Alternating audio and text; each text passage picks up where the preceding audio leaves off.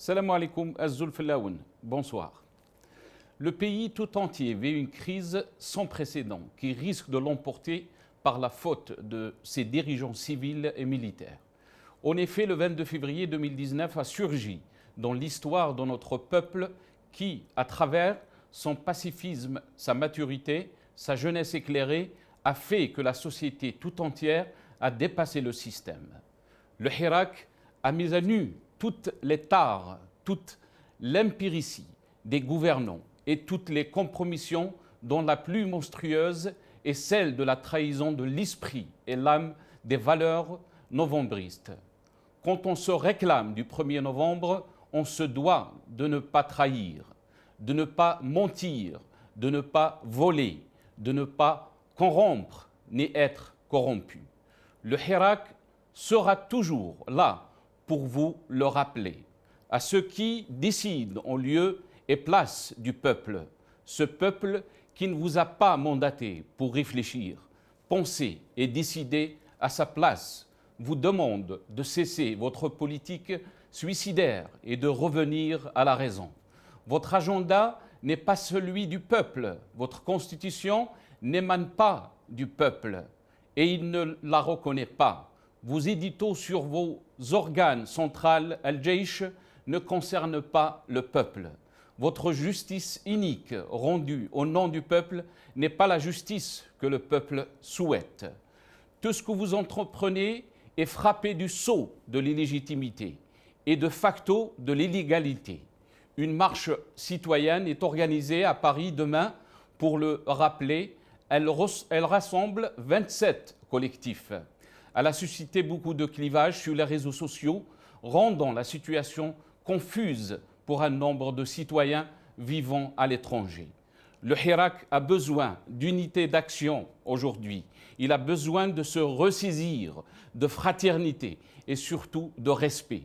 C'est en militant tous ensemble pour des objectifs précis, audibles et clairs que le peuple algérien va sortir victorieux afin d'entamer la transition dans les meilleures conditions. Je vais finir avec la citation de Robespierre. Gardez-vous de penser que les destinées du peuple soient attachées à quelques hommes. Gardez-vous de redouter le choc des opinions et les orages des discussions politiques, qui ne sont que les douleurs de l'enfantement de la liberté.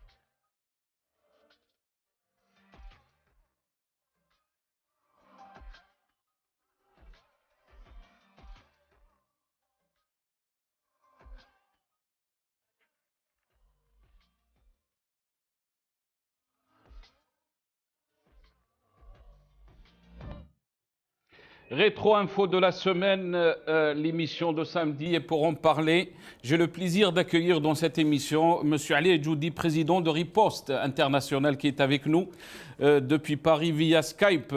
Ali Edjoudi, bonsoir. Merci d'avoir accepté notre invitation. Bonsoir, c'est Sarah Zulfilek, Zoli Saïd Benjoudi. Et merci à nos auditeurs. Azul Ali Edjoudi. On aura aussi le plaisir d'avoir dans cette émission aussi Brahim Younsi, ancien cadre du MDA, via Skype aussi, depuis la France, depuis Paris. Brahim, si Brahim, marhaba bik, bonsoir. Merci, merci pour l'invitation. Bonsoir. Bonsoir à vos invités, messieurs Naïs Joudi ou Aït Joudi et monsieur Benjoudi. Ce soir, On il y n'a a que des trois, Judy. il y a trois Joudi. Euh, C'est je suis Ibrahim, peut-être je vais. encerclé. On va changer votre nom, c'est Ibrahim. Comme ça, Avec, ça sera plus facile pour moi. je tiens à mon nom. Et voilà, donc, comme il a dit, c'est Il vient de Ibrahim, très loin. notre ami Abdou Benjoudi qui est avec nous aussi, militant politique, militant des droits de l'homme. Abdou Benjoudi, marhaba bik, bonsoir. Salam alaikum, Zulf Laoun. Bonsoir tout le monde, bonsoir à Dalé, bonsoir à votre invité, bonsoir à tout le monde. Merci Abdou. Merci. Alaykoum salam wa rahmatullah. Donc on va essayer de revenir sur les sujets qui ont marqué un peu l'actualité de la semaine. Bien sûr, on parlera aussi de la marche de Paris qui est prévue demain. Mais on va commencer, si vous le voulez bien, je vais commencer cette émission avec vous, Ibrahim. Je ne vais pas dire Brahim Joudi, mais je vais dire Brahim Younsi. Ibrahim, les déclarations du ministre de la Communication, M. Belhimar, qui dit, bien sûr, qui est porte-parole du gouvernement aussi, estime qu'il n'y a pas de prisonniers d'opinion en Algérie. Cette déclaration coïncidait bien sûr avec le procès de Khaled Dararni. Qu'est-ce que vous en pensez, Ibrahim? Que penser d'un ministre qui ignore qu'il y a dans nos prisons, dans les prisons du régime illégitime, des détenus politiques. Et on ne les compte pas sur les doigts d'une seule main seulement. C'est des dizaines de détenus d'opinion qui sont dans les cellules, dans les bas-fonds du régime.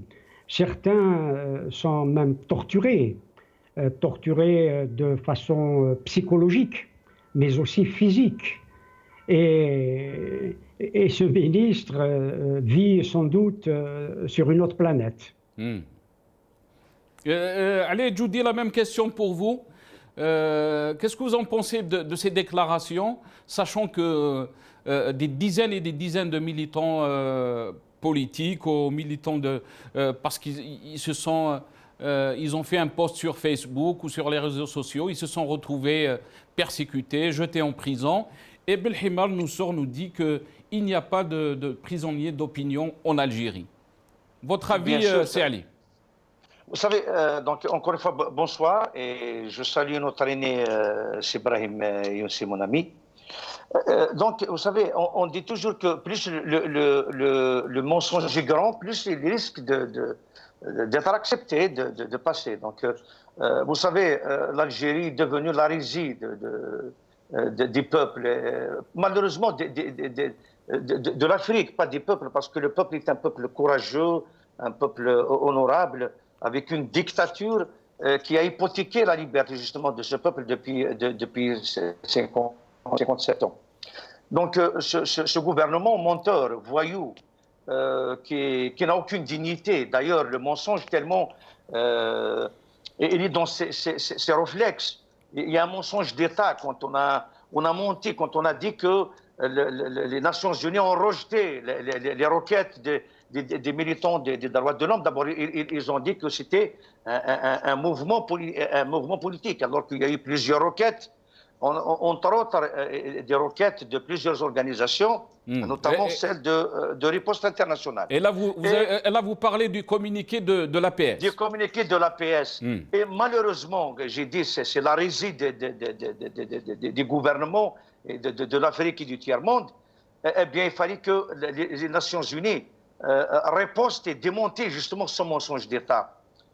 Donc, on attend quoi d'un mensonge d'État, d'un gouvernement voyou, de mafia, d'amateurs qui n'ont aucun parcours politique, ni projet politique, si ce n'est des alliances de mafia, d'intérêts. C'est une secte renfermée sur elle-même qui refuse ni le progrès, ni l'ouverture, ni composer réellement avec le peuple. Donc pour moi, vous savez, il y a des prisons qui ne sont même pas dignes de recevoir des animaux. Je parle à titre d'exemple, la prison de Tunis, à Chlef. Il y a des prisons qu'on a héritées de temps de la France. Ce n'est pas de la Turquie. Donc, honte à ce gouvernement, il n'a qu'à se la fermer parce que il n'est pas apte à donner des leçons ni au peuple, ni aux militants, ni aux organisations des droits de l'homme en termes de liberté individuelle, collective et des droits de l'homme. Très bien. Abdou Beljoudi, toujours dans la même question, mais bien sûr, surtout après l'attaque de l'APS, le communiqué de l'APS qui a été tout de suite, bien sûr, effacé du site de l'APS. On se demande vraiment jusqu'à où ce régime peut aller en termes de désinformation, en termes de communication. Quand Belhimar nous dit qu'il n'y a pas de prisonniers d'opinion en Algérie, on se pose la question comment il peut sortir des choses comme ça. Le mensonge, écoutez, je reviendrai à Belhimar dans 30 secondes. C'est un régime qui est bâti sur le mensonge. C'est un régime qui est bâti depuis l'assassinat de Aben en 1957 jusqu'à nos jours, depuis le premier coup d'État contre le GPRA, depuis le deuxième coup d'État en 1965, le décès de Boumediene et toute la période déboumedinisation, l'arrivée de Chedli, la crise de 86, 88 et puis les années 90, et puis évidemment l'arrivée de Bouteflika. Toute la politique du régime est bâtie sur le mensonge. Souvenez-vous, nos confrères en Kabylie, par exemple, en 2001, souvenez-vous quand des jeunes se faisaient assassiner dans les rues, dans quelques endroits en Kabylie, le NTV, l'organe de presse ou de propagande du régime, disait qu'il n'y avait absolument rien, qu'il n'y avait pas de mort, qu'il n'y avait pas à s'affoler et que c'était plutôt des gens qui sont venus à la marche du 14 juin pour casser Alger, pour casser les monuments et tout le reste. Souvenez-vous des marches de 2011, quand ils ont accusé des franges de la société d'être à la solde des États-Unis, de la CIA et de je ne sais quel autre organisme international. Souvenez-vous de 2014 avec le 4e mandat, quand ils accusaient tout le monde, tous les militants politiques d'être à la solde des forces internationales. Et puis souvenez-vous du début du Hirak, quand Gaïd Salah disait de nous, du peuple algérien, de ceux qui sortaient, il les appelait Sherdama. Il disait qu'il y avait un complot qui visait l'Algérie. On savait très bien que le complot, c'était au sein même de ces institutions, ces institutions qui sont complètement corrompues. Maintenant, pour qui est du pseudo-ministre, qui est un pseudo-ministre dans un pseudo-gouvernement, dans un pseudo-État, dans une pseudo-république, c'est un habitué de la théorie du complot. Moi, qui lisais beaucoup la presse algérienne à un certain temps, je lisais ce qu'il écrivait. C'est un homme qui est un grand consommateur de la théorie du complot. C'est un homme qui ne pense pas que les peuples pourraient un jour se libérer des dictateurs. Donc ça ne m'étonne pas du tout d'un pseudo-ministre dans un pseudo-gouvernement qu'il dise ce genre de bêtises. Il a déjà dit de grossières bêtises contre notre ami Khaled Drarni, et ça ne m'étonne pas du tout aujourd'hui qu'il excelle dans ça. C'est un panier de médiocres dans un gouvernement médiocre, dans une espèce de vitrine démocratique, d'une réelle mafia qui est derrière, qui tire les ficelles. Mais comment, Abdou Beljoudi, comment on peut arriver à ce niveau, surtout si on revient un peu sur le communiqué de l'APS. On vit dans un monde en 2020 où tous les réseaux sociaux sont là. Si on peut googler une information, on arrivera tout de suite à trouver donc, l'information qu'on veut. Comment peut-on arriver à ce niveau-là ?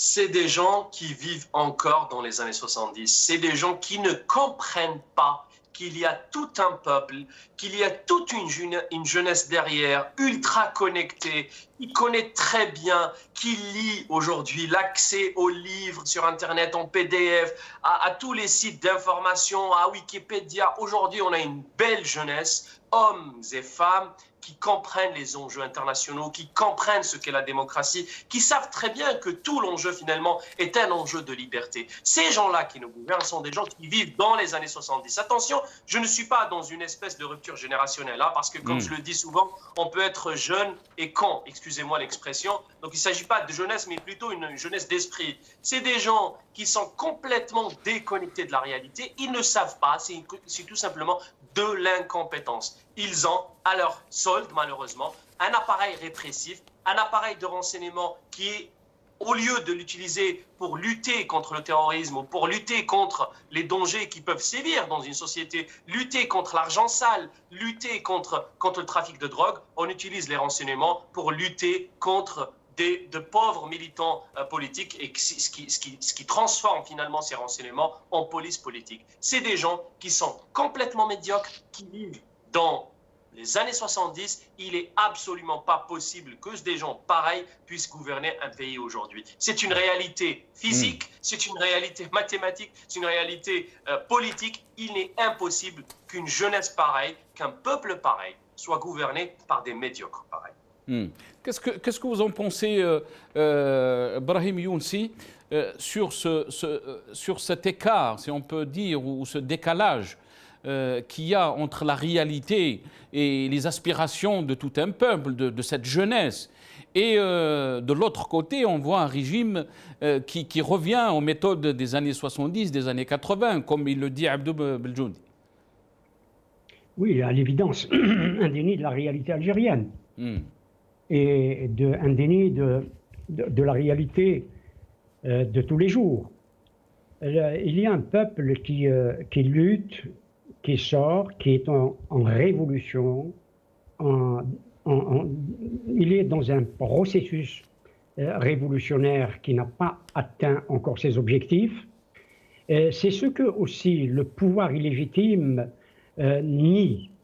Il nie que il y a dans ce pays, singulièrement depuis le 22 février 2019, une véritable révolution. Une révolution qui d'abord, et c'est en cela que c'est une révolution, qu'elle a changé les mentalités, que les mentalités ont changé, et que le peuple algérien s'est montré soudé et avec un moyen de lutte pacifique, alors que jusqu'à maintenant, le pouvoir a utilisé et a toujours utilisé la violence pour que la violence réponde à la violence. Aujourd'hui, le pouvoir est mis à nu parce qu'on n'a pas répondu à sa violence par la violence. Parce qu'il y a une violence du pouvoir qui continue, même si pour certains elle est symbolique, et c'est le cas de ce ministre de la communication, alors que la violence réelle s'exerce sur l'ensemble des acteurs de la révolution, quels qu'ils soient, et on va les chercher jusque dans les réseaux sociaux. Et singulièrement, cette violence frappe tous les âges et tous les genres, les femmes, les hommes, les jeunes femmes, les jeunes hommes, les vieux, les vieillards, tout le monde est frappé par cette violence, et les arrestations se font de plus en plus nombreuses. Ce déni de réalité a toujours été celui du pouvoir. Nous l'avons vécu, bon, moi je n'étais pas à Alger ou en Algérie, hélas, en 1988. Il ne faut pas oublier qu'en 1988, c'est près d'1 millier de jeunes hommes et de jeunes filles qui sont tombés sous les balles assassines du régime illégitime de Khalnouzar. Et puis la torture qui a été systématisée, si elle existait auparavant, elle a été systématisée en octobre 1988. Et cela a continué dans les années 80 et 90. Beaucoup de nos camarades, qu'ils soient trotskistes, qu'ils soient RCDistes, pas encore à ce moment-là, les berbéristes, comme l'on dit, les islamistes, nos militants à nous, le MDA, et bembellistes, etc., et sont passés devant la Cour de sûreté de l'État de Médéa. La répression, en effet, n'a pas cessé depuis de très nombreuses années, depuis des décennies. Et c'est à cette répression-là que le peuple aussi répond et que le peuple est en train de faire une révolution qui doit absolument, en dépit des troubles qui existent en ce moment, notamment sur l'espace parisien, des troubles dans on reviendra sur cette question, c'est Brahim. On reviendra sur cette question.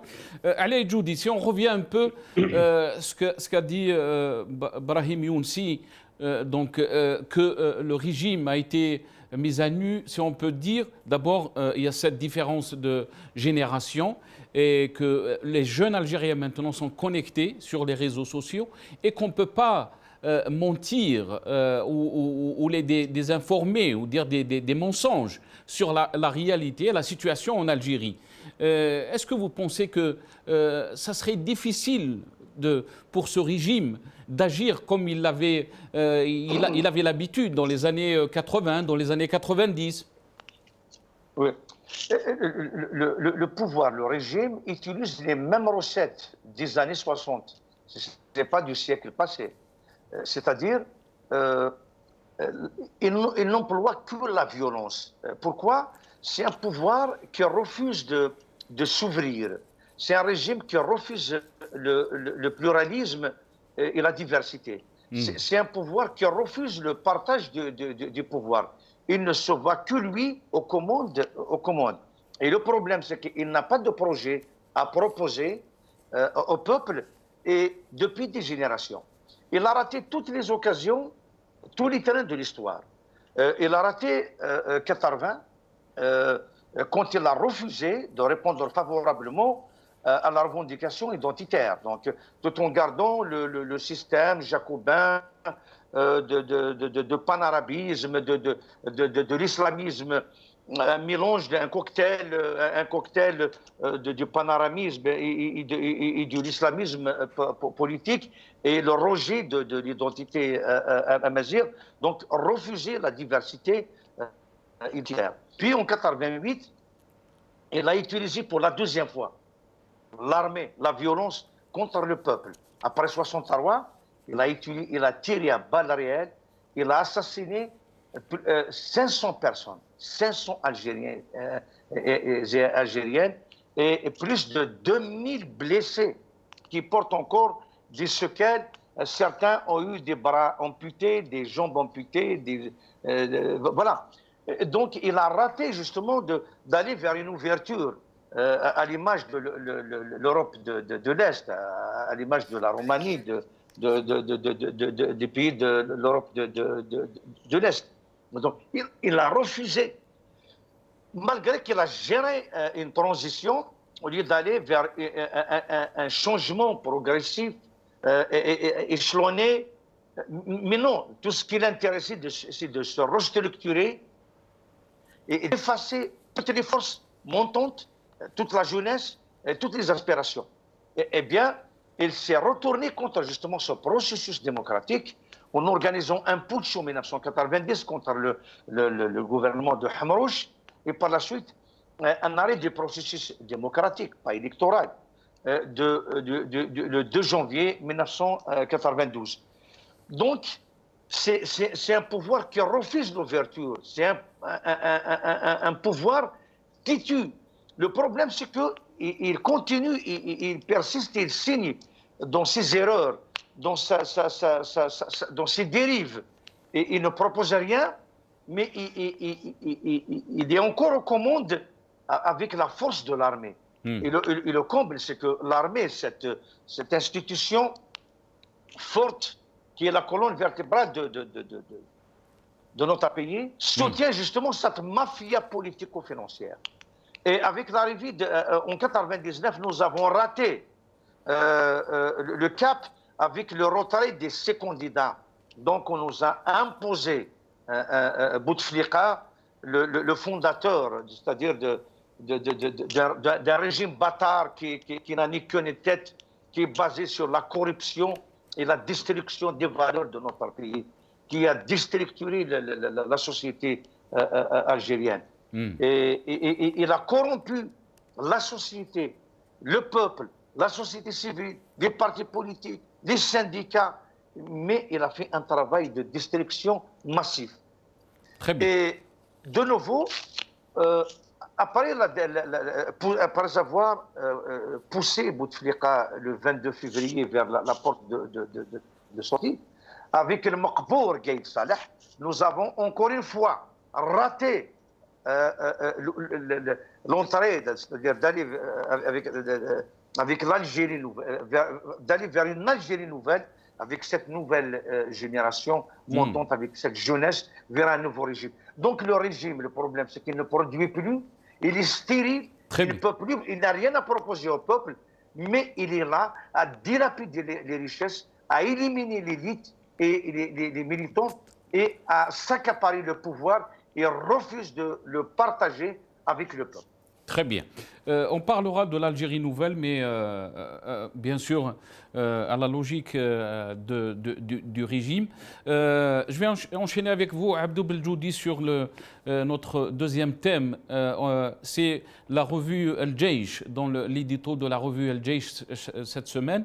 C'était très clair et beaucoup d'observateurs ont parlé que le Jaish s'immisce encore une fois dans la politique en Algérie. Et on peut lire donc dans l'édito El Jaish défend la feuille de route de Tebboune. La nouvelle Algérie n'est pas un slogan creux. Qu'est-ce que vous en pensez de ça, Abdou Beljoudi? Il est impossible pour un pays comme le nôtre de sortir de la logique militariste, c'est-à-dire que les militaires, c'est eux le vrai pouvoir. Il est impossible de sortir de ça sans la dissolution de la police politique. C'est la police politique qui fait la pluie et le beau temps dans ce pays depuis 1962. C'est la police politique qui est le fer de lance du régime. C'est la police politique qui manipule les médias. C'est la police politique qui infiltre les partis. C'est la police politique qui infiltre toutes les rédactions de presse. C'est la police politique qui bloque la scène politique. C'est la police politique qui est le mal de ce pays. Dans tous les pays, il m'est arrivé, il y a quelques semaines, voire quelques mois, d'écrire sur ce sujet, et j'avais expliqué à plusieurs reprises que tous les pays d'Aline en parlaient, notamment de l'Europe de l'Est, qui ont réussi la transition démocratique. C'est des pays qui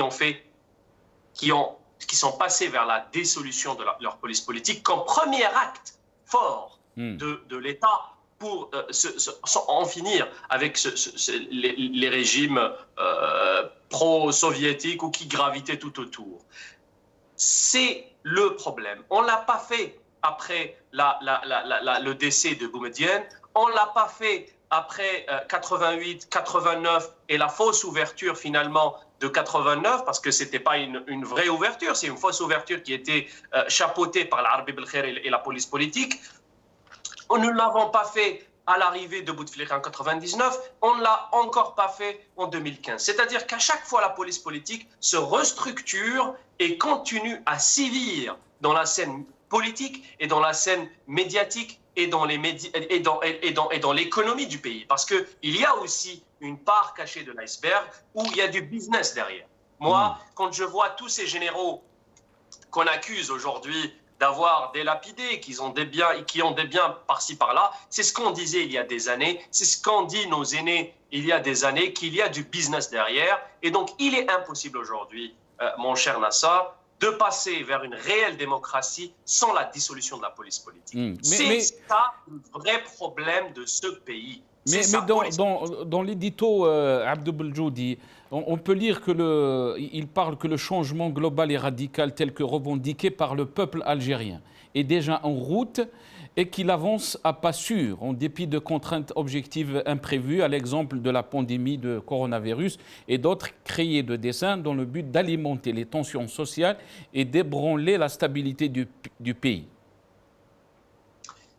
le problème dans ce pays, c'est que, vous voyez, on est en train de commenter. Moi, je fais de la politique. Vous êtes journaliste. Nos invités, nos amis invités sont aussi un petit peu dans la politique, dans le militantisme. Et nous sommes en train de commenter un texte écrit par des militaires. Mais que viennent faire des militaires dans la politique, encore une fois? Mais que viennent faire? Pourquoi un militaire vienne dire ce qu'il pense de la situation politique? Ce n'est pas son affaire, ce n'est pas ses oignons, si j'ai envie d'être un petit peu plus direct.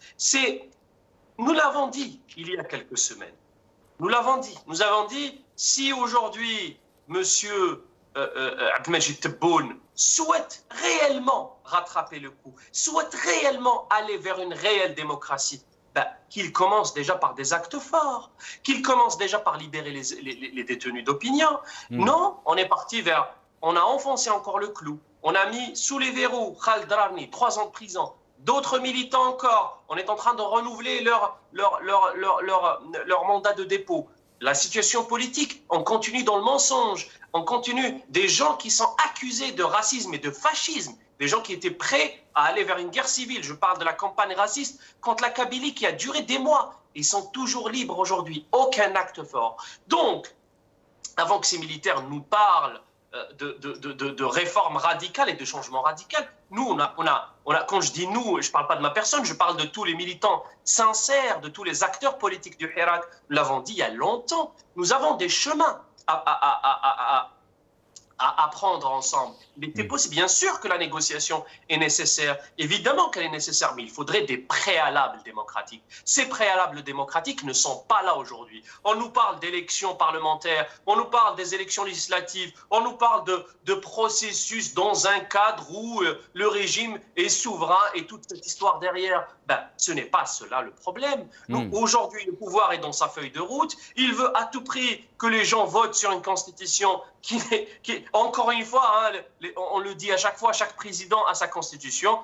Tebboune, aujourd'hui, il voudrait aussi avoir la sienne. Ça n'a jamais été un problème de loi en Algérie. Ça n'a jamais été un problème de constitution. Ça a été un problème de police politique qui empêche les lois d'être appliquées. C'est la police politique qui empêche les pouvoirs d'être séparés et d'être équilibrés. C'est la police politique aujourd'hui qui appelle les juges et les dicte ce qu'ils doivent dire et ce qu'ils doivent mettre comme sanction pour les militants que nous sommes. C'est là le vrai problème. Donc, M. Tebboune et les gens qui sont derrière et qui tirent les ficelles, s'ils veulent vraiment un changement radical, comme on dit en arabe, commencer par des actes forts, parler de la police politique. Aujourd'hui, on parle de Wassini Bouazza comme était un général qui était le plus puissant, qui était derrière. Aujourd'hui, Wassini Bouazza n'est plus.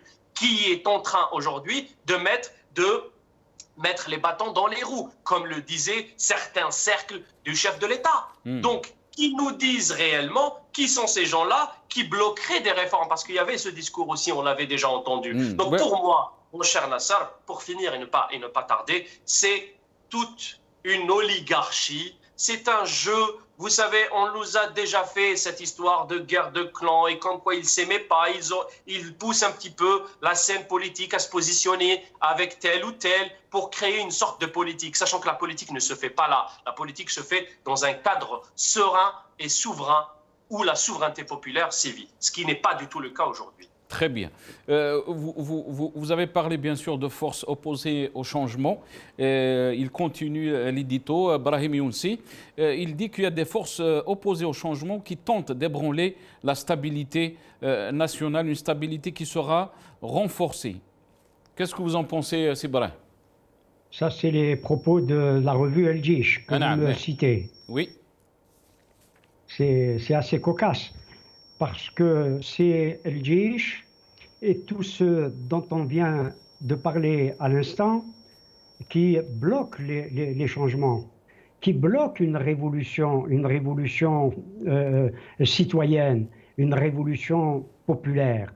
Le peuple a dit ce qu'il voulait et le peuple est le pouvoir et le souverain dans les pays démocratiques. On accapare et on s'est accaparé depuis fort longtemps, hélas, la souveraineté du peuple. Le peuple veut reprendre aujourd'hui sa souveraineté. L'État se perd quand le peuple perd sa souveraineté. L'État déraille quand la souveraineté du peuple est confisqué.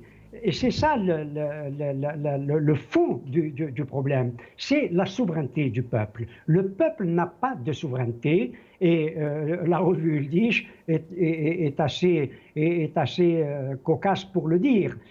Quant à la nouvelle Algérie, c'est l'ancienne Algérie en pire.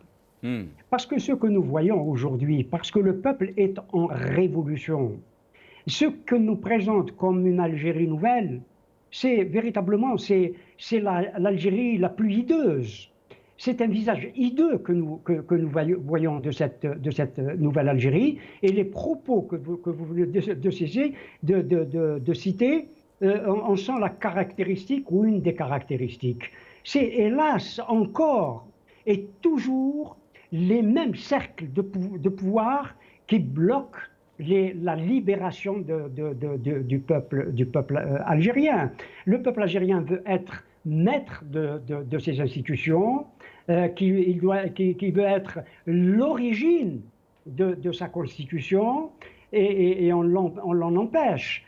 Et elle dit, je peux dire ce qu'il veut, c'est une revue qui est marquée, qui défend un régime illégitime, comme d'autres journaux, sauf que cette revue est une revue de l'armée qui ne peut défendre qu'un ordre martial. Elle ne peut pas défendre un autre ordre, elle ne peut défendre que l'ordre établi et l'ordre des militaires, parce qu'elle travaille pour les militaires. Elle défend le ministère de la Défense nationale et l'état-major. C'est le rôle qu'on lui a dévolu. Or, le peuple est sur un autre registre. Le peuple est en situation de se libérer précisément de ce carcan dans lequel le pouvoir illégitime essaye de le mettre. Très bien. Ali Djoudi, sur cette question, qu'est-ce que vous en pensez? Ali Djoudi? Sur cette question, donc, ce qui est venu dans la revue El Jaysh. Oui. Qu'est-ce que vous en pensez quand on nous dit que sur cette base, les tentatives visant à priver le peuple de son droit au changement radical et de permettre aux compétences nationales loyales de gérer les institutions de l'État, conformément à une nouvelle approche, loin de la politique de la fuite en avant, seront vouées à un cuisant échec face à la ferme volonté des Algériens de tourner la page du passé? Oui, écoute, c'est une menace. C'est l'état-major qui menace le peuple. Donc, pas la peine de chercher des belles phrases ou d'essayer de mettre des gonds. C'est que depuis 1962, comme a dit Abdel Benjoudi, depuis l'assassinat de Ben Ramadan, depuis le coup d'État contre la légitimité, contre le gouvernement provisoire, depuis le coup d'État de Boumedienne contre le président civil qui a été sponsorisé par les militaires, et le pouvoir est confisqué entre les mains des militaires. Donc aujourd'hui, les militaires qui détiennent tout le pouvoir en Algérie. D'ailleurs, dans les médias, dans la presse, sur les réseaux, on n'entend que les arrestations de généraux, la corruption des généraux. Et ces corrompus veulent nous donner des leçons. Ils veulent, à ce jour, il n'y a pas de généraux qui ont été jugés et présentés devant une cour, devant le peuple. C'est des faux procès, c'est des rendements de compte, mais l'état-major de l'Algérie a confisqué l'indépendance, la liberté du peuple algérien et est en train de dilapider les richesses du peuple. Il a tout fait pour domestiquer la classe politique. Il a tout fait pour créer une pseudo-classe politique, un pseudo-mouvement associatif, une pseudo-élite. Donc le pouvoir militaire est en train de tout faire pour créer une Algérie parallèle à l'Algérie du peuple. Donc aujourd'hui, les militaires, ces corrompus, ces gens qui ont la responsabilité morale de l'assassinat de 250 000 Algériens, de 20 000 disparus, de l'assassinat de Ben Ramadan, de Karim Belkacem, de Khmesti, y compris leurs copains de Daghri, de Alim Sili et d'autres. Ils sont en train de nous donner des leçons comment justement aller vers l'Algérie de demain, comment gérer les institutions. Tant que ce concert qui est le militaire, et quand je dis le militaire, moi je salue encore une fois nos militaires, nos pauvres militaires, يقرون المقارون السكسك يشتقنا التشن يشتقنا داروون qui souffrent, qui n'arrivent même pas à joindre les deux bouts. Malheureusement, quand on parle de l'armée, on ne parle pas de nos frères soldats, mais on parle de l'état-major, cet état profond, la police politique. Vous savez que quand Aït Ahmed est entré en Algérie en 1989, sa première déclaration, après sa rencontre avec Chetli, la journaliste lui a demandé qu'est-ce que vous avez discuté avec Chetli. Elle lui a dit la dissolution de la police politique. La dissolution de la police politique. Tant que la police politique est aux commandes, tant que la police politique c'est elle qui nous fabrique des présidents, tant que la police politique c'est elle qui nous propose des gouvernements, tant que la police politique c'est elle qui nous désigne des partis politiques, des leaders politiques, tant que la police politique c'est elle qui nous désigne notre élite, tant que la police politique c'est elle qui décide même des clubs sportifs qui montent et qui descendent, tant que la police politique s'implique dans tous les détails de la vie, tant que la police politique gère les médias, gère les journaux, gère la presse, gère les journalistes, eh ben, l'Algérie ne pourra jamais avancer avec ce type de personnes. Dans toute à l'échelle planétaire, les militaires ont retrouvé leur place naturelle, qui est la défense, justement, le rôle de l'arbitrage, la protection de la souveraineté, au moins les frontières géographiques du pays. En Algérie, c'est l'armée qui décide de la politique à mener, du président installé, du gouvernement installé. Donc la police politique, malheureusement, qui gère, qui a pris l'armée en otage, c'est elle qui a hypothéqué l'avenir, le bonheur et la vie même des Algériens. Très bien. On passera à l'institution, bien sûr, qui nous propose. Le vote sera le 1er novembre. Abdou Beljoudi, elle a été votée dans les deux chambres par majorité.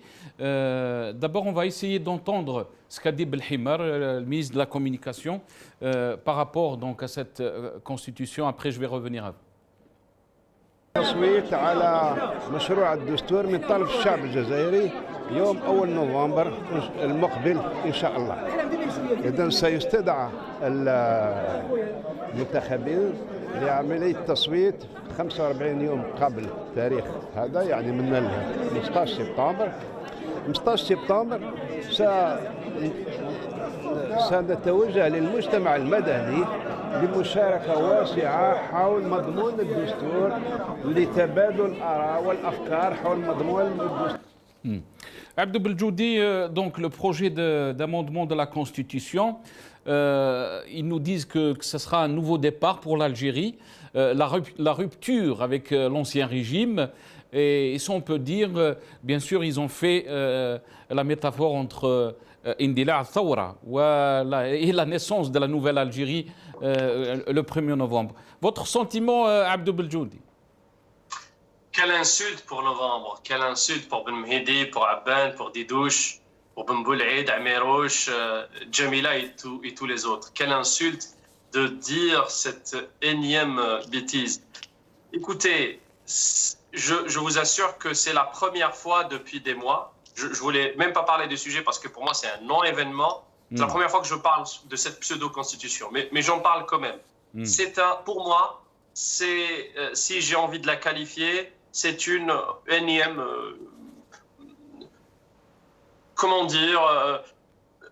un schéma que dessine encore une fois le régime pour prétendre à une nouvelle légitimité qu'il ne l'aura jamais. Bouteflika a fait exactement la même chose. Pour moi, c'est un non-événement. Je peux vous dire dès maintenant ce qui pourrait se passer. Moi, je vois déjà des signes de séduction pour la région de Kabylie parce qu'ils ne veulent surtout pas avoir un 0% comme ils l'ont eu pendant le 12-12, qui sera un discrédit total plus tard. Ils sont en train d'envoyer un petit peu des ministres comme Zermati, qui est connu comme étant le ministre qui a emprisonné des Algériens avec un simple drapeau berbère. Ils l'envoient pour séduire un petit peu, pour parler de Tamazir, pour parler de la mazirité. Ils veulent aujourd'hui séduire certaines personnes qui ont déjà déclaré leur allégeance à Tebboune. Je parle de certains, je ne sais pas s'ils étaient faux ou pas, mais en tout cas de certains opposants. Et pour moi, ce n'est pas de cette façon qu'on demande la légitimité aux Algériens. Ce n'est pas la meilleure façon de faire. Ils vont tout simplement, ce qu'ils sont en train de faire, ces gens-là, sont en train de retarder l'échéance. Ils vont partir. Ce n'est pas un slogan, c'est un état d'esprit. Ces gens-là sont en train de retarder l'échéance de quelques mois, de 2 ans, de 3 ans. Et après, que restera-t-il de Abdelmajid Tebboune? Où est Bouteflika aujourd'hui? Il est où Bouteflika? Il est où le général Bouteflika? Ils sont où tous les autres? Ils sont où tous ces gens-là qui ont gâché notre jeunesse, qui ont gâché ma jeunesse? Je parle pas, si j'ai envie de parler en mon nom. Ils sont où ces gens-là? Donc l'héritage de Tebboune sera totalement le même. Et si j'ai vraiment un conseil à donner, si je connais les mauvaises intentions, qu'ils se ressaisissent, parce que le Hirak reviendra, mais plus puissant que jamais, parce que les Algériens, même ceux qui ont accordé un bénéfice du doute à M. Abdelmajid Tebboune et à toutes les personnes qui l'entouraient lors du 12-12, ils sont en train de voir que c'est des incompétents qui nous gouvernent. C'est des incompétents. Et la crise du Covid l'a prouvé. Donc évidemment, le même Parlement qui faisait passer toutes les lois sans discussion, je n'appelle pas ça Parlement des 2 chambres, chambre basse ou chambre haute, je l'appelle plutôt une chambre d'enregistrement, c'est une boîte d'enregistrement, ce ne sont pas des députés qu'on a en Algérie, ce sont des gens qui sont là, qui sont à part. Et Taliban l'a confirmé, Abdou Beljoud. Absolument, on met quelqu'un à tête de liste pour quelques 7 milliards de centimes. Je crois 7 milliards de centimes. 700 millions de dinars. C'est juste aberrant, de 70 millions de dinars. C'est juste aberrant ce qu'on est en train de voir. C'est le même Parlement de Bouteflika qui est en train de décider de l'avenir du pays, soi-disant. Écoutez, pour moi, c'est voué à l'échec. Les Mubnim al-Khda' et qu'ils le veuillent ou pas, ils sont en train juste de retarder l'échéance. Et je leur envoie d'ici un conseil humain entre humains, parce que je leur enlève quand même pas leur humanité. Ressaisissez-vous avant qu'il ne soit trop tard. Vous aurez absolument le même sort que Bouteflika, le même sort que tous les autres, parce que vous avez l'habitude de cette guerre de clans. Le clan qui viendrait plus tard, il pourrait vous chasser quand vous êtes en train de le faire. Donc, très bien. Vaut mieux se calmer et aller demander la souveraineté du peuple et demander pardon à ces millions de citoyennes et de citoyens. Brahim Younsi, Abdou Beljoudi dit qu'ils sont en train de retarder un processus et bien sûr, on a entendu le slogan phare de ce processus, mais quand on lit le communiqué du Conseil des ministres, le projet, et bien sûr là il nous parle de la révision de la Constitution, s'inscrit en droite ligne avec les exigences de l'édification de l'État moderne et répond aux revendications du Hirak populaire authentique et béni. Authentique, je précise. Ben oui, nous savons de quel côté est l'authenticité. Les Algériens ne se trompent pas et cette authenticité commence à s'exprimer dans de nombreuses des villes algériennes. La répression qu'utilise le système, le régime illégitime montre la faiblesse dans laquelle il se trouve parce que le peuple n'abdique pas.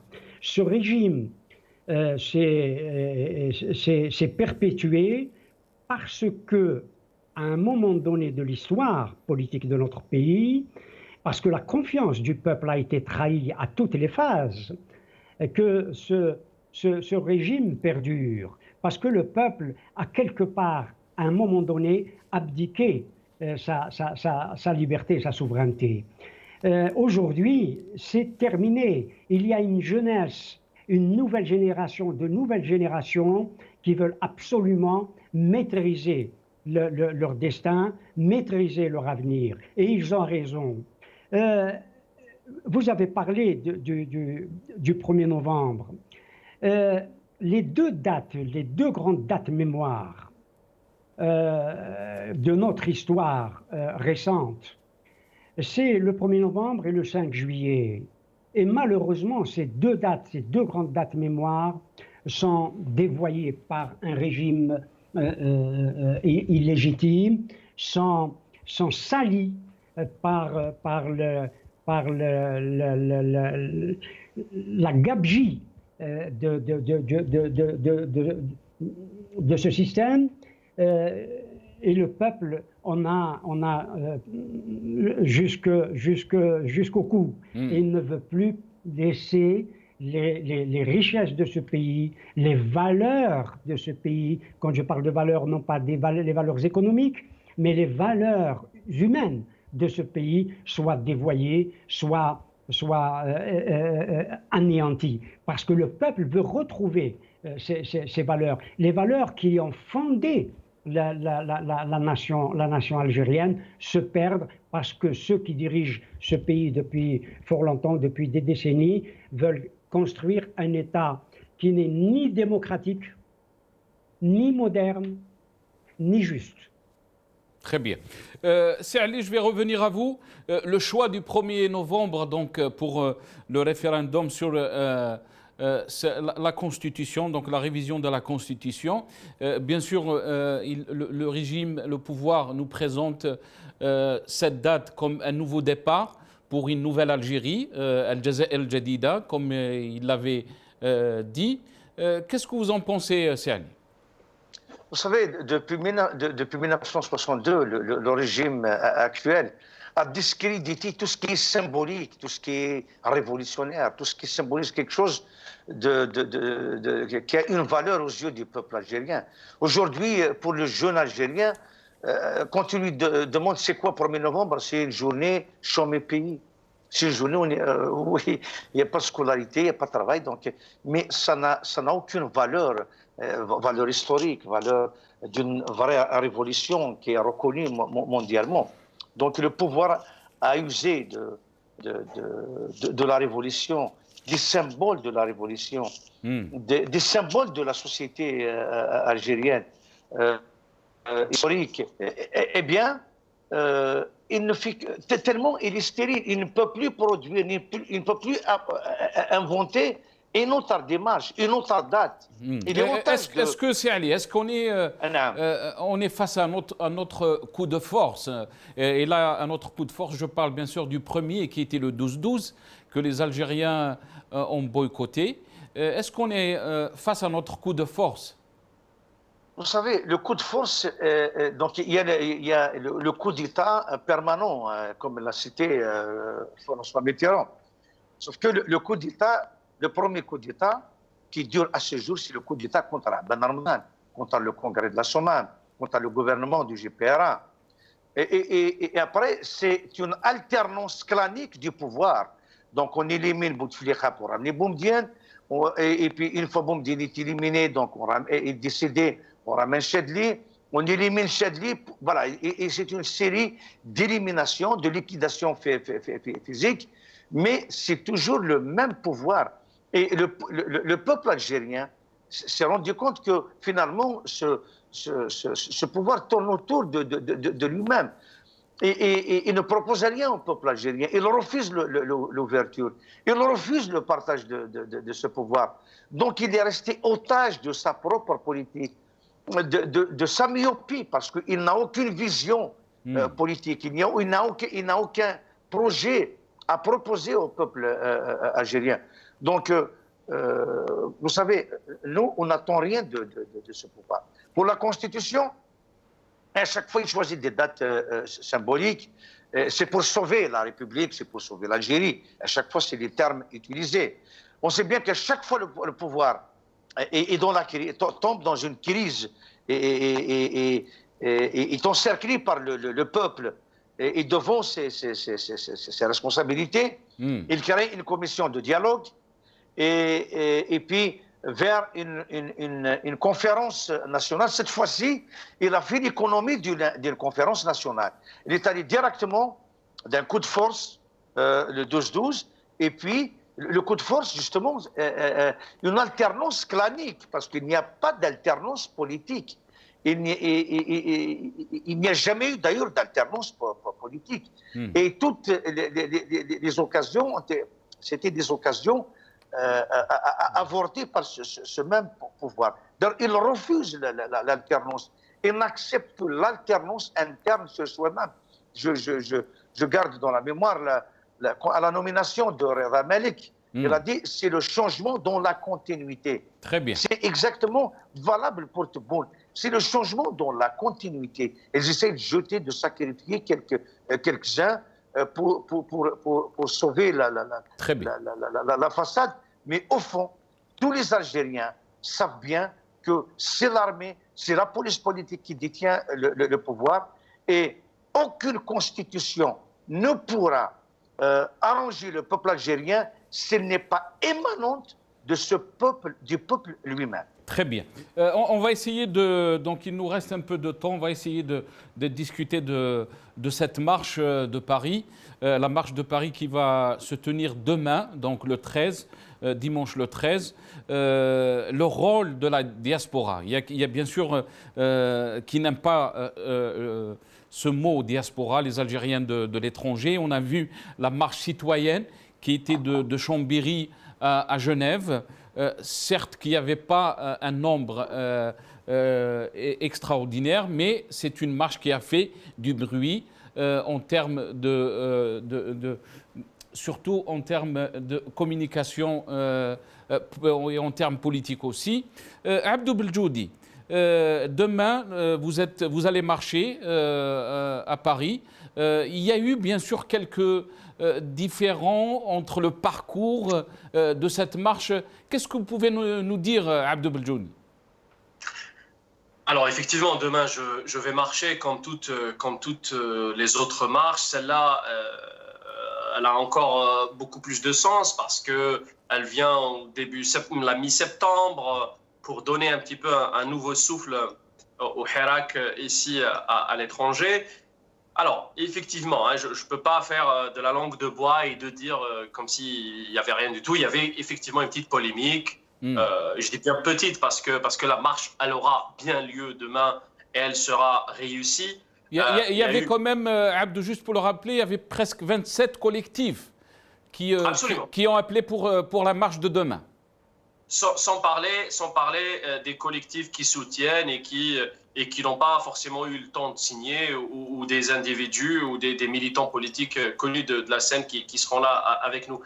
Il y avait effectivement une petite polémique autour de l'itinéraire. Moi, personnellement, si vous me posez la question, moi, je n'étais pas forcément pour cet itinéraire. C'est un itinéraire assez habituel, je l'ai déjà expliqué. Il est à l'est de Paris, il ne touche pas vraiment les artères principales de Paris. Je préférerais toujours les itinéraires qui vont vers l'ouest, donc vers la place de la Concorde ou à la place de l'Opéra. Seulement, l'administration française a refusé, c'était un niet. Effectivement, il n'y a pas eu de refus écrit parce que tout simplement la préfecture a dit alors si vous prenez cet itinéraire, ça sera niet et on vous envoie le refus écrit. C'est comme le veto, hein, on l'utilise jamais, on l'utilise comme une force de dissuasion et par la suite donc on prend ce refus et on va au tribunal administratif, mais ce temps-là on l'avait pas. Les organisateurs n'avaient pas tout ce temps-là pour aller vers un tribunal administratif et d'aller vers Concorde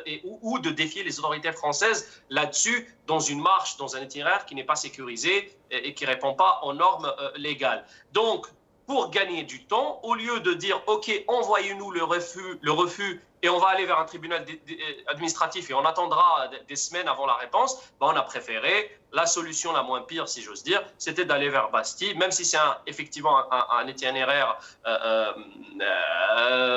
qui est commun, qu'on a tous connu, qu'on a fait plusieurs fois, mais ce n'est pas grave.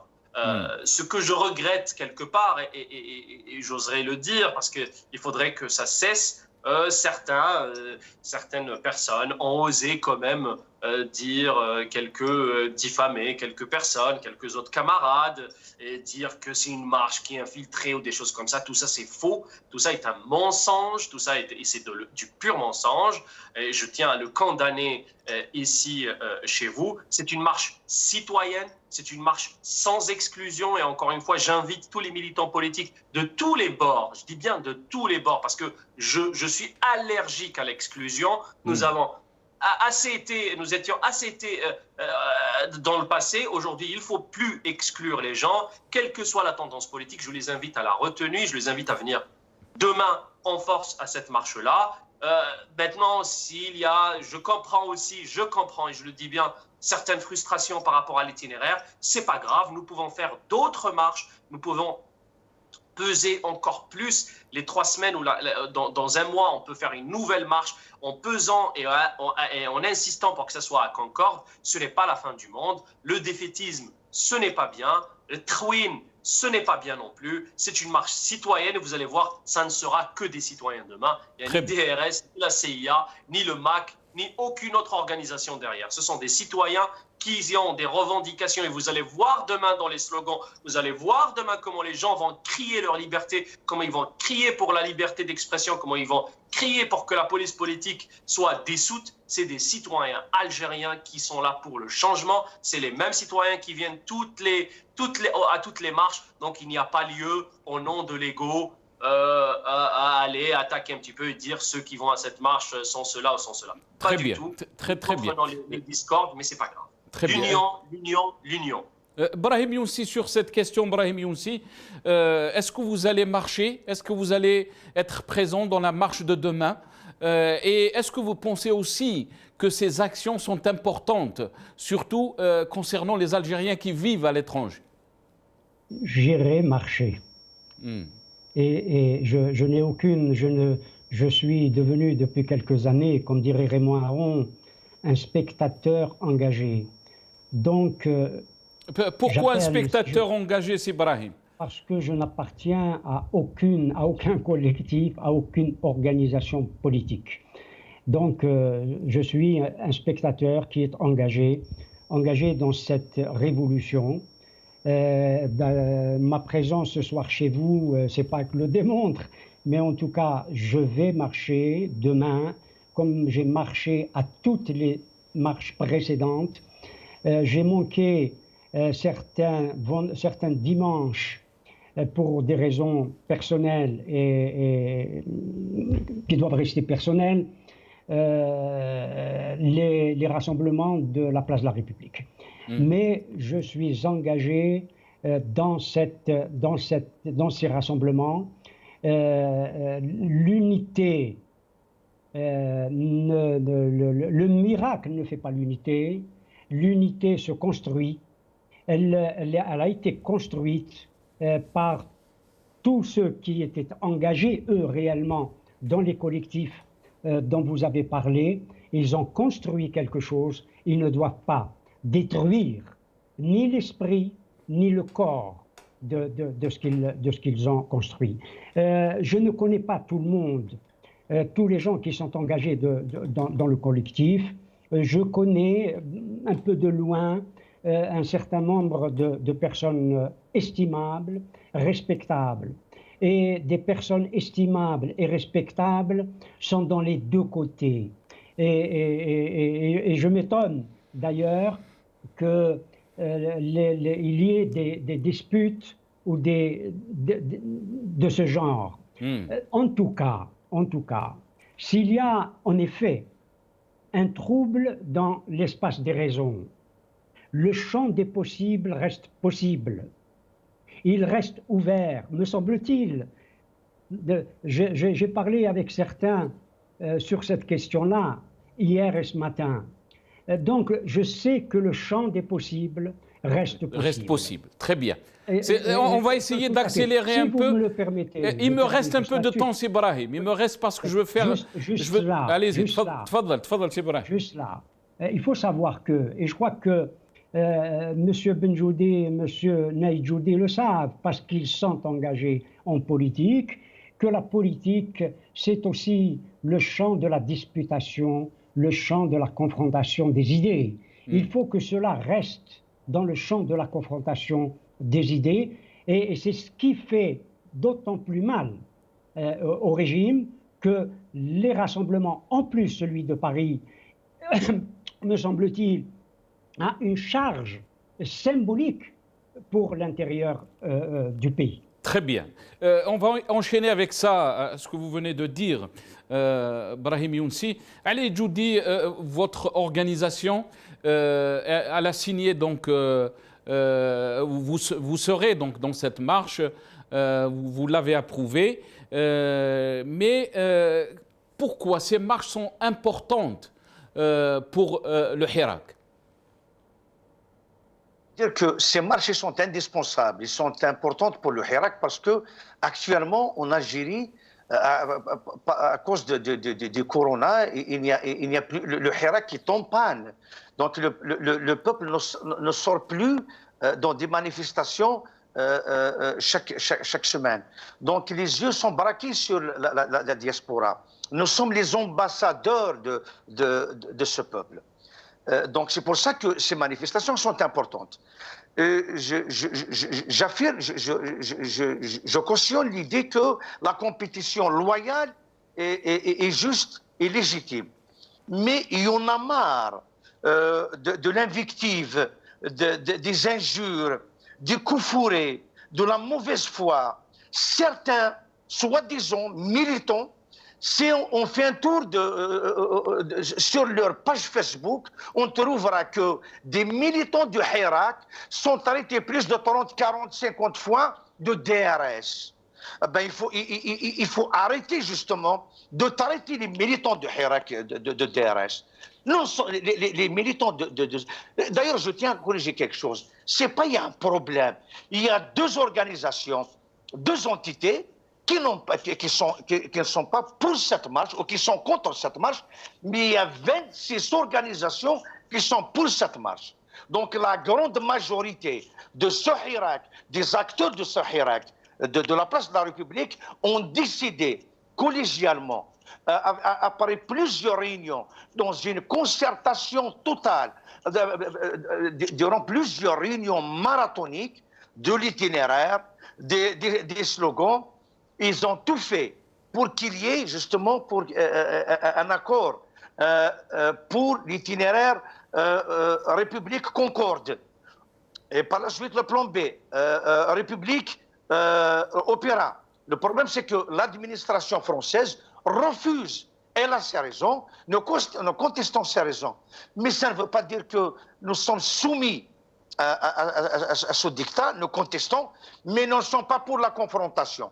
Certains veulent ramener le Hirak à Paris vers la confrontation avec la police. Justement, le Hirak est basé sur Silmiya. Silmiya, on ne veut pas de confrontation avec la police en Algérie, avec l'armée en Algérie, avec la gendarmerie en Algérie, mais aussi, on ne veut pas de confrontation avec la police ici en France, parce qu'ils nous ont jamais refusé une autorisation, un regroupement, une manifestation, un rassemblement depuis le 17 février 2019.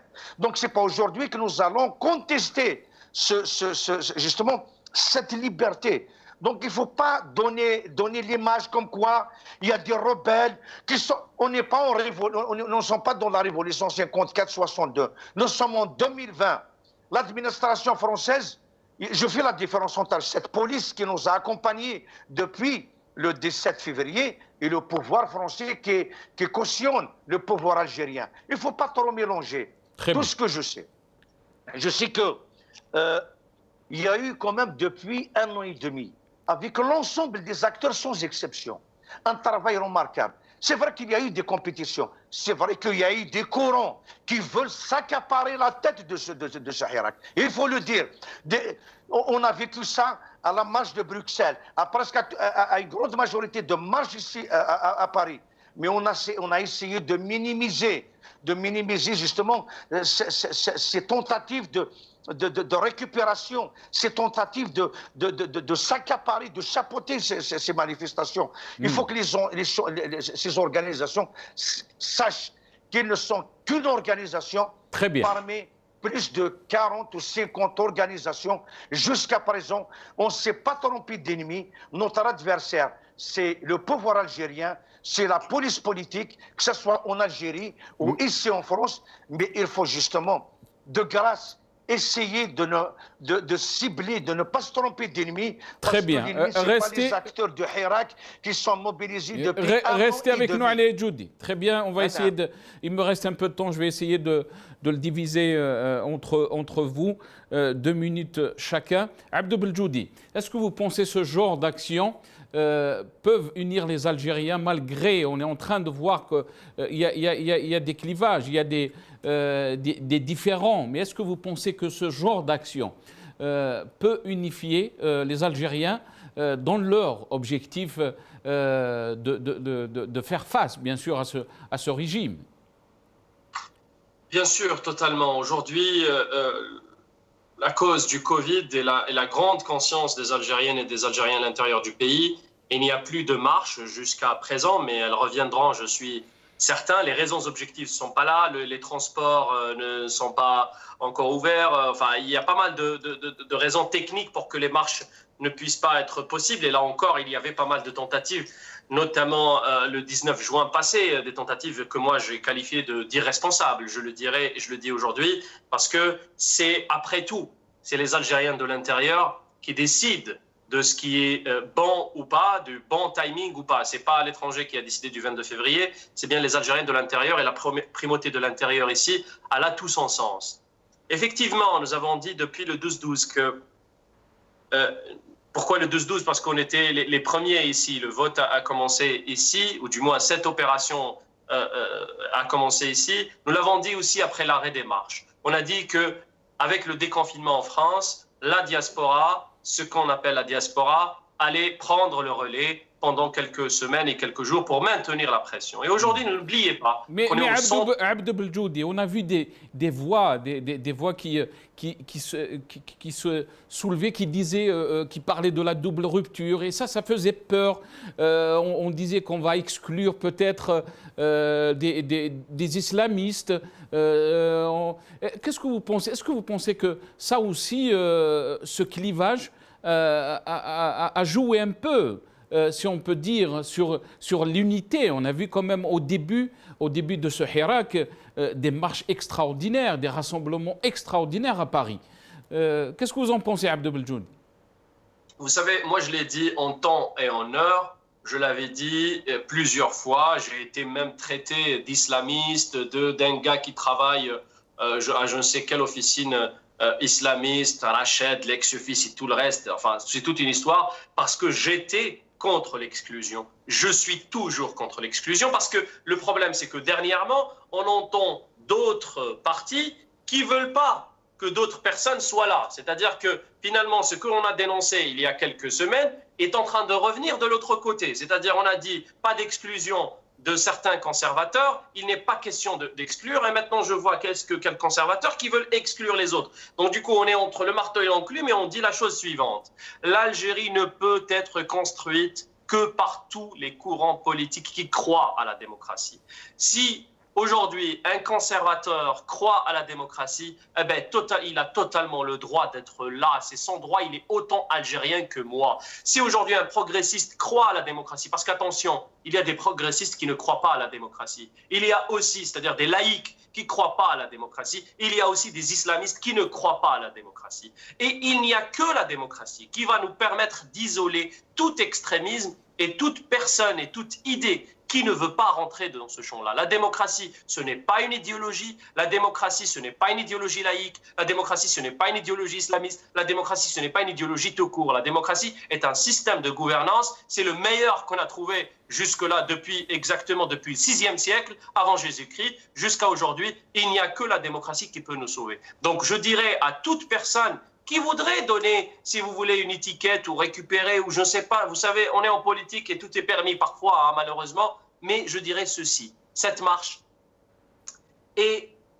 appartient cette marche appartient à tous les Algériens, de tous les courants politiques, de toute tendance politique, toute idéologie, à une seule condition, petite condition.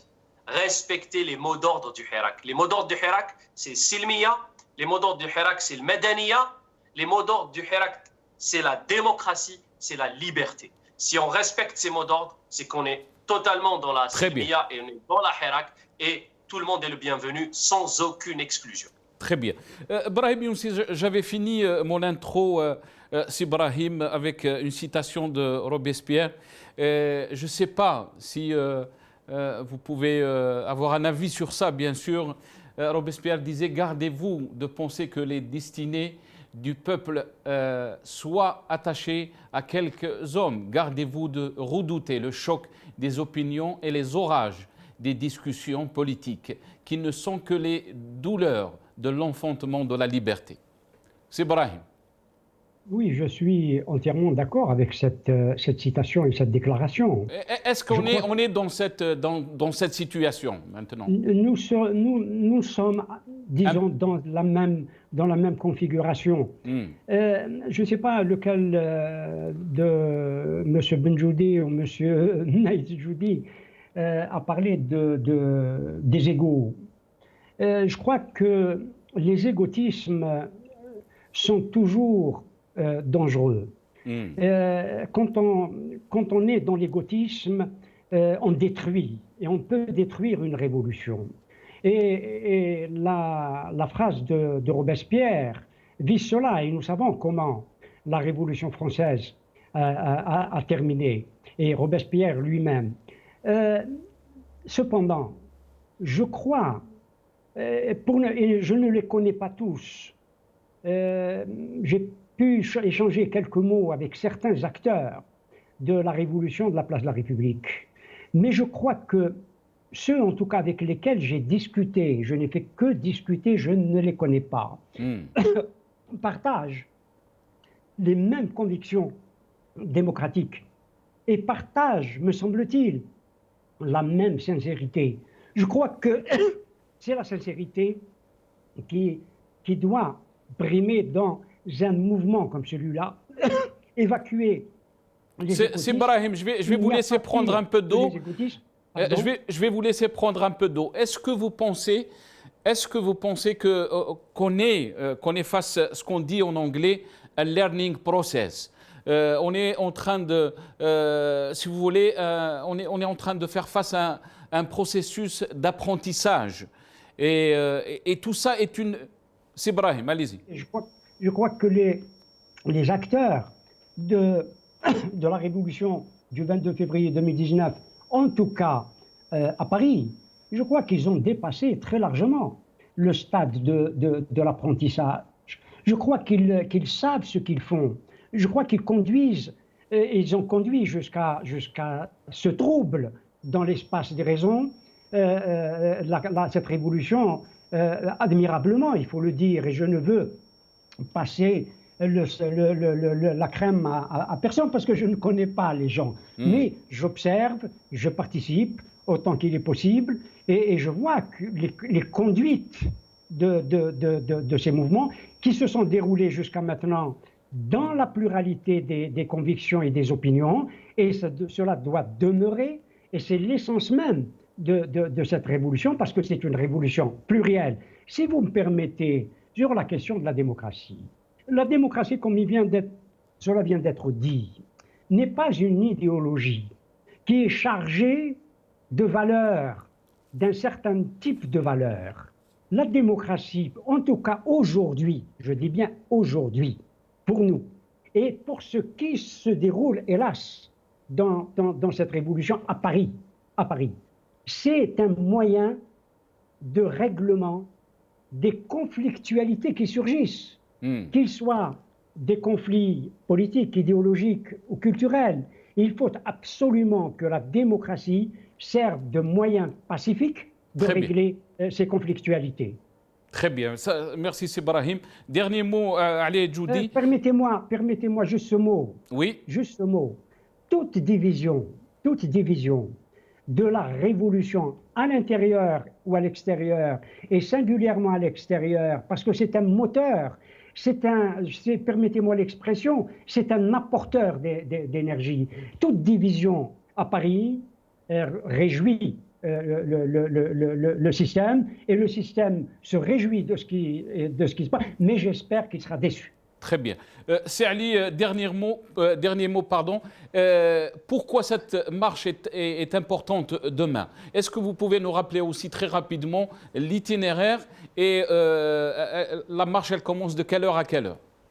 Merci. Donc, juste pour dire que il était souhaitable que la marche, l'itinéraire de la marche soit République Opéra ou République Concorde. Sauf que l'administration nous a imposé cet itinéraire. Nous ne pouvons que respecter, nous soumettre à la réglementation, et nous sommes des légalistes. Donc l'itinéraire, c'est place de la République à partir de 14h, à partir de 13h, vers place de la Bastille.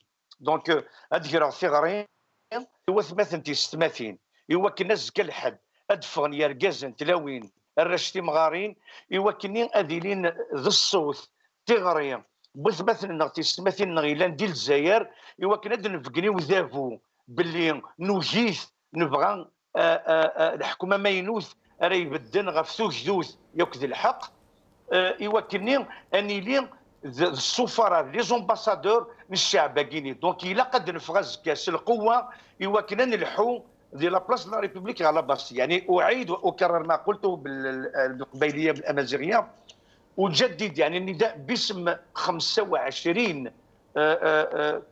جمعيه او حزب او تكتل او منظمه للمسيره من ساحة الجمهورية إلى ساحة لاباستي لكي نبرهن أننا سفراء أمناء لهذا الشعب الأبي وأننا ضد هذا النظام نسعى من أجل التجديد في الجزائر. Donc, juste pour dire que... Très rapidement, Seali, il ne me reste pas beaucoup de temps. Il fallait me donner le temps, il fallait que je m'exprime, c'est Nassar. Juste pour dire que... il est souhaitable justement de mettre fin à certains égos. Il faut tendre la main, il faut essayer de continuer sur le main et ne pas casser l'élan de révolutionnaire, populaire, de solidarité de ce peuple et d'aller vers un pouvoir démocratique, un régime démocratique. Et juste aussi pour dire que Riposte Internationale va organiser mardi 15 septembre, de 13h à 16h, devant le Haut Commissariat des droits de l'homme des Nations Unies à Genève, à l'occasion de l'ouverture de la session d'automne, pour d'abord contester la politique de 2 poids 2 mesures. Quand il s'agit de la Biélorussie, ce conseil a réagi pour condamner le régime, alors qu'il n'y a eu même pas d'assassinat. Alors qu'en Algérie, on a assassiné Mohamed Tamal, on a assassiné Kemal Delfkhar, on a assassiné le jeune de Très bien. On a jeté. Donc, et aussi, c'est une opportunité qu'il y ait une délégation de remettre un rapport de Riposte Internationale sur la situation politique et des droits de l'homme de l'Algérie du mois de janvier. Donc, nous allons organiser un sit-in devant donc ceux qui souhaitent participer, ils peuvent le contacter. Merci Ali Djoudi. Je salue tous les invités et nos téléspectateurs. Merci Ali Djoudi, merci à vous, président de Riposte Internationale qui était avec nous. Merci Sibrahim Younsi, ancien cadre du MTA. Merci Abdou Benjoudi, militant politique. Et Yatikum Saha, on est arrivé à la fin de cette émission et on vous retrouve demain, Inch'Allah. Bqaw ala khair.